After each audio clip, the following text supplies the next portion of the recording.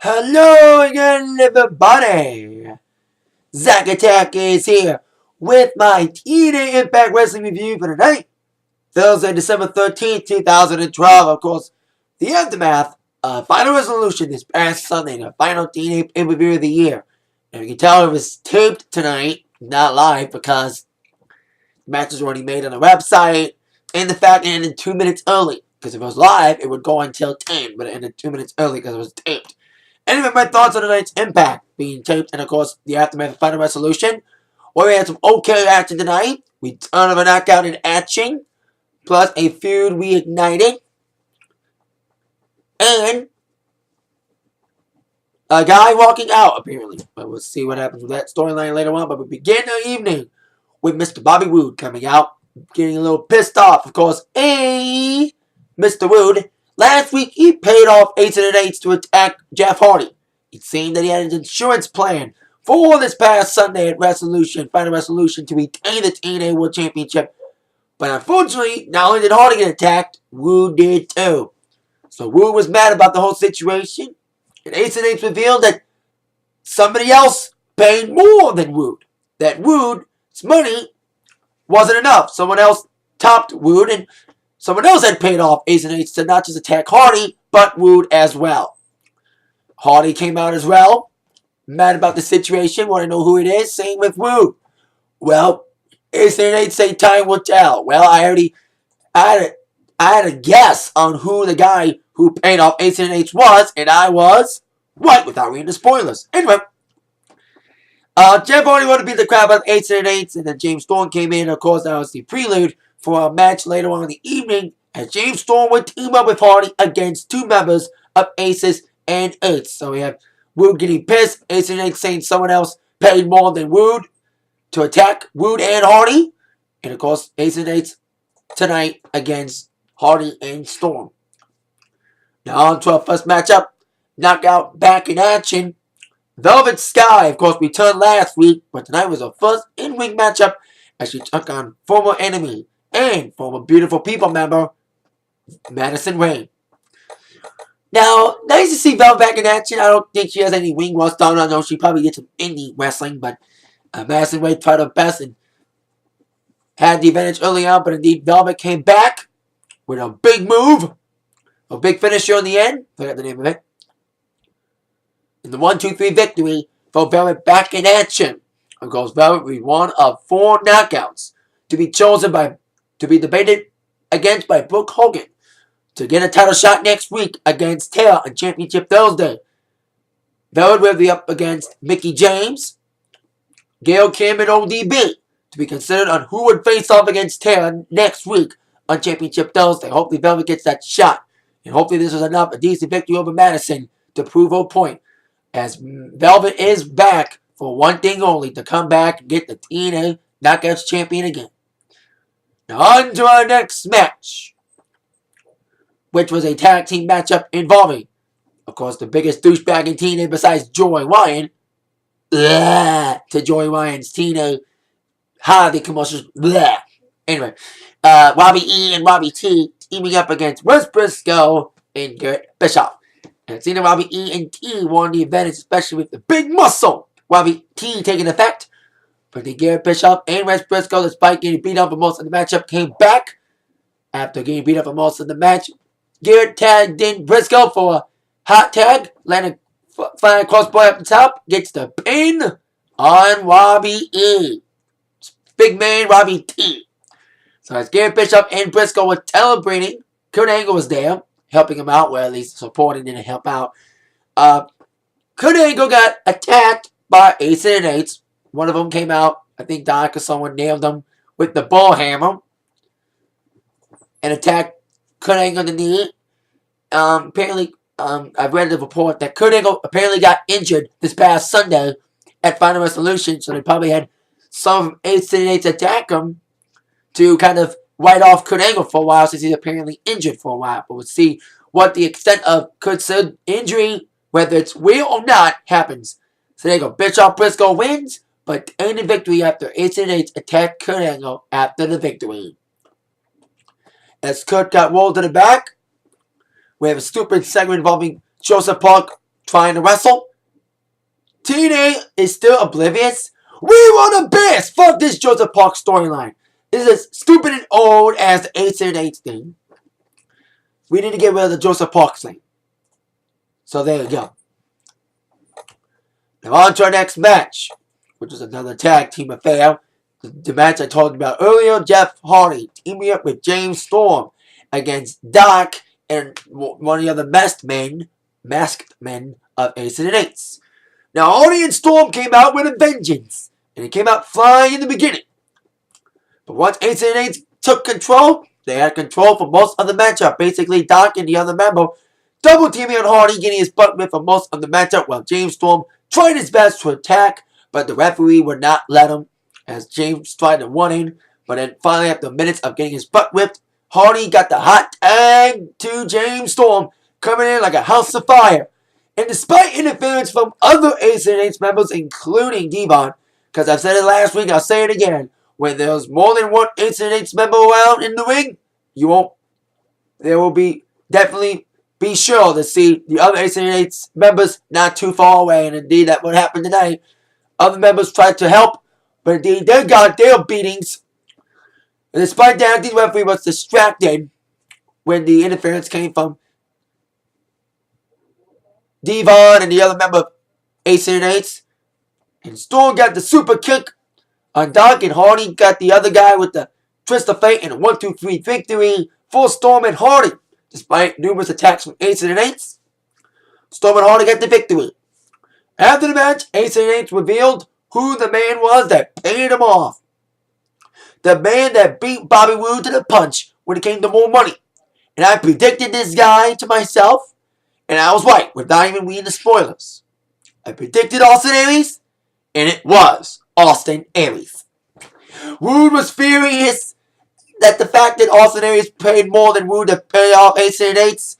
Of course, we would hear from Austin Aries himself on why he's doing what he did, paying more than Roode to pay off Aces and Eights to attack Roode and Hardy this past Sunday.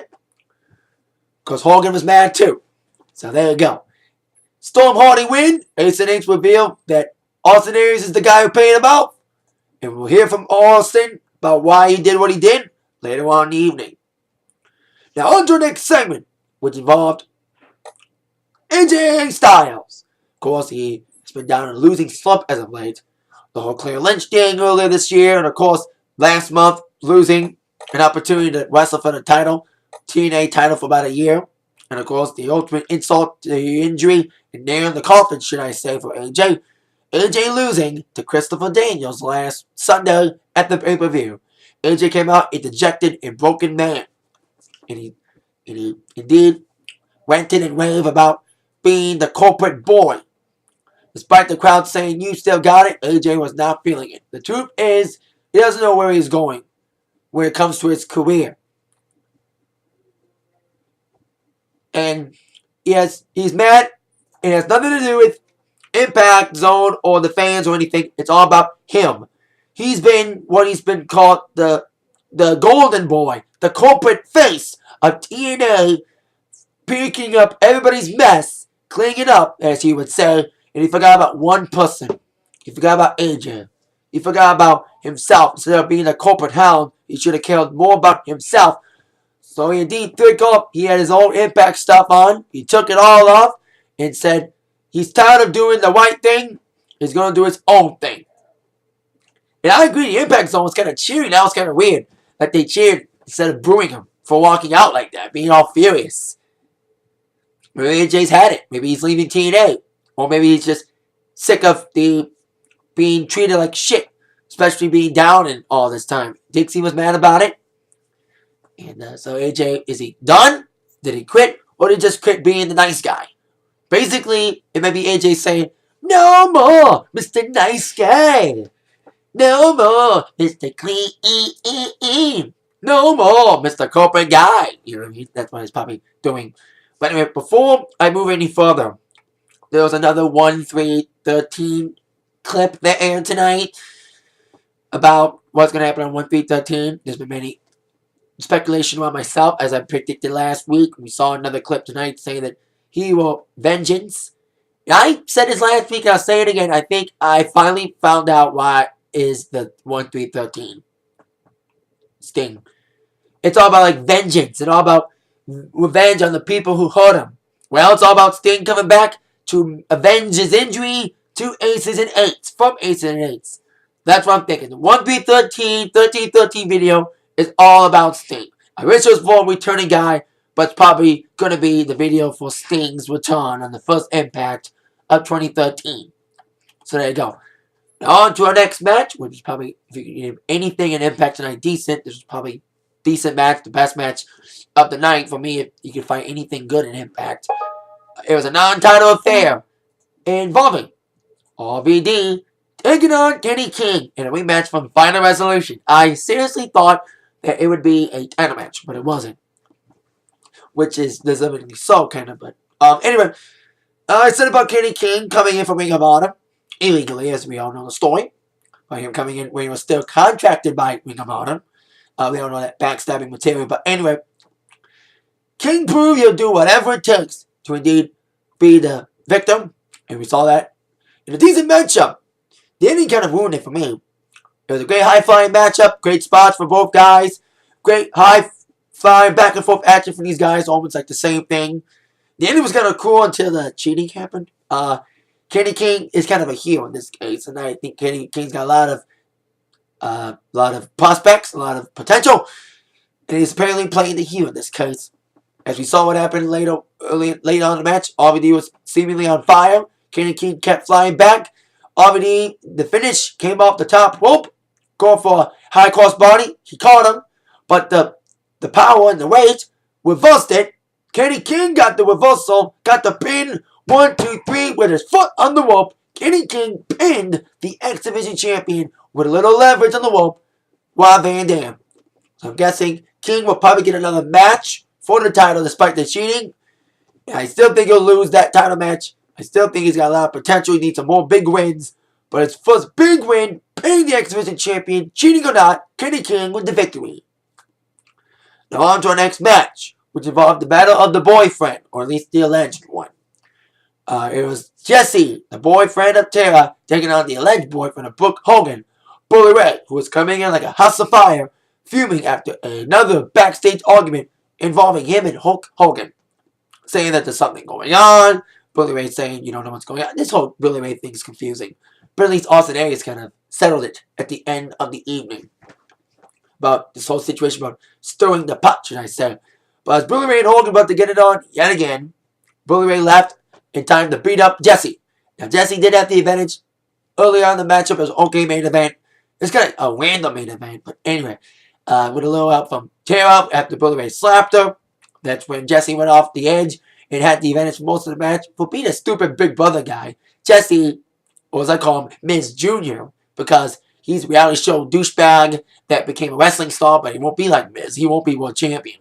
Anyway, Jesse had the advantage for most of the matchup, beating the crap out of Bully Ray decently okay for being a reality show douchebag. Anyway, bleeding Bully Ray a little bit, but indeed Bully Ray came back with the bullied stunner, beat the crap out of Jesse, and indeed, despite getting beat up later on in the match, Bully Ray got the victory on Jesse, despite some interference from Tara. So Bully Ray gets the victory. Once again, Taylor called to trust me. I respect you. You don't trust me. Blah blah blah blah blah. So we'll see what happens with Bully and Hogan. Now, of course, we'll on to our last segment. The man who I've been mentioning has been stirring the pot. Austin Aries. Of course, as Ace and H would say, the man who paid off Ace and H more money than Bobby Roode to attack Roode and Hardy. Aries admitted it. Yes, I'm the guy to outbid Bobby Roode to pay off Ace and H. Basically, Aries saying he's doing it to piss off Hulk Hogan.